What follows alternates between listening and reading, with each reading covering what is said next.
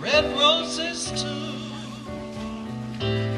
I see them, what a wonderful world. How do you do? There really is St.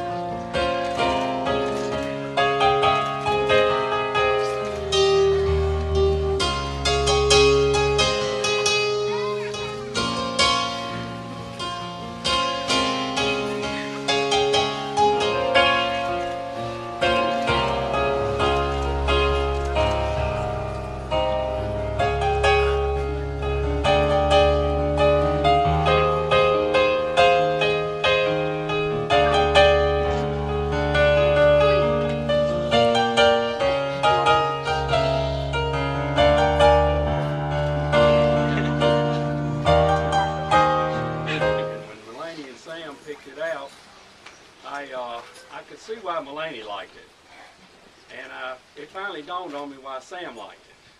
He figures he can go fishing sometime. But anyway,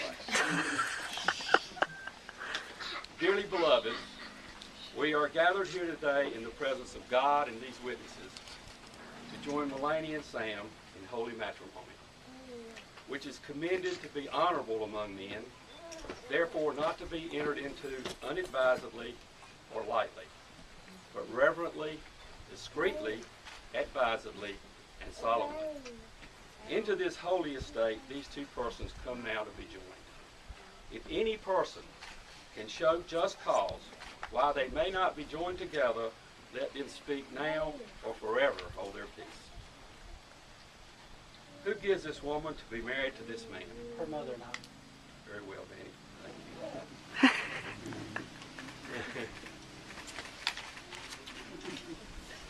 you. Ladies and gentlemen.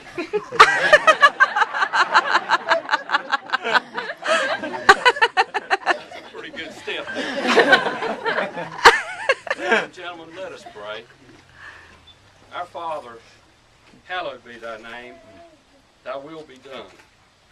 We gather here today on the banks of your beautiful river to witness the marriage of Sam and Melannie and to love and support them as they begin their new life together.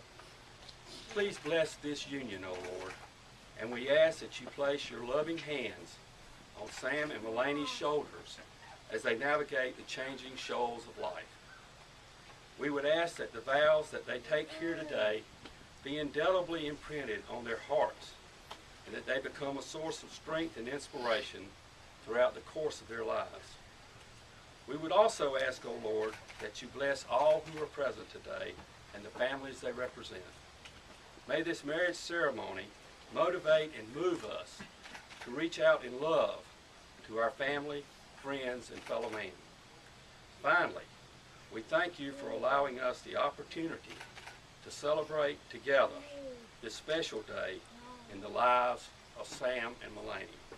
All these things we ask in your holy name. Amen. If you would like to tell a story, you may do so now. So, I've decided, with some reluctance, to tell a couple of stories. The first story that I want to tell, well, both stories concern vows, Melannie and Sam. And vows and oaths are nothing but promises to be kept.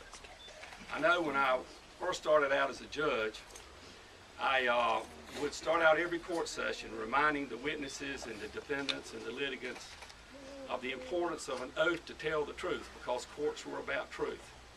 It didn't take me long to figure out that some people took the taking of an oath pretty seriously, others not so much. As a matter of fact, some days there would be so much lying on one Bible, I would tell the bailiff to bring me another one because that one was about worn out. But at any rate, when I was thinking about this ceremony, I was thinking about a ride I had with a friend of mine who is 87 years old, and I like to take him out usually about once a week, and I take him out to lunch and we ride around the county And he tells me what this beautiful county was like 75 years ago. And it was kind of unusual because it concerns this very spot, what he told me. One day we were riding on this road, which is right over here, called Bill Bledsoe Road. And there's a little creek that comes in here. And as we rode by the creek, he said, slow down. And I did. And when I slowed down, he had a sort of a wry smile, and he said to me, this is where we used to ford the river. And I said, what do you mean? And he said, when I was a boy, my dad and I would get up early in the morning before sunrise, and we would load our wagon full of corn and hitch up the mules, and we would ride from back in Glendale, which now we can get to in 10 minutes. Back then it took half a day. And he would get to this shallow area right down here, and he and his dad would ford the river, taking their grain to Culvert's Mill, which was on a road that went around behind this hill.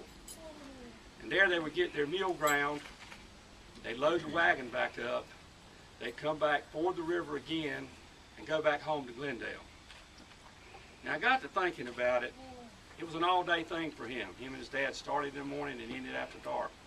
I got to thinking, you know, as trite as it sounds, a marriage is a lot like a wagon ride.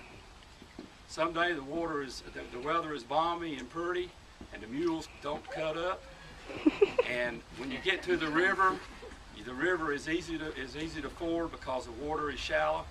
But some days the weather doesn't cooperate and the river's bumpy. I mean, the road is bumpy and the river's hard to ford, and things just don't go too good. And that's kind of the way it is in marriage. Sometimes everything is perfect, and sometimes you run into a bump in the road. I don't know many marriages that hadn't had a bump in the road or two. And you'll probably have a couple. That's where the vows come in. If you remember the promises that you make to each other here today, and you remember your vows, you'll make it past those bumps in the road, and even if you have to ford a stream, something hard to do sometimes, you'll be able to do that too. That's what they're all about. Okay?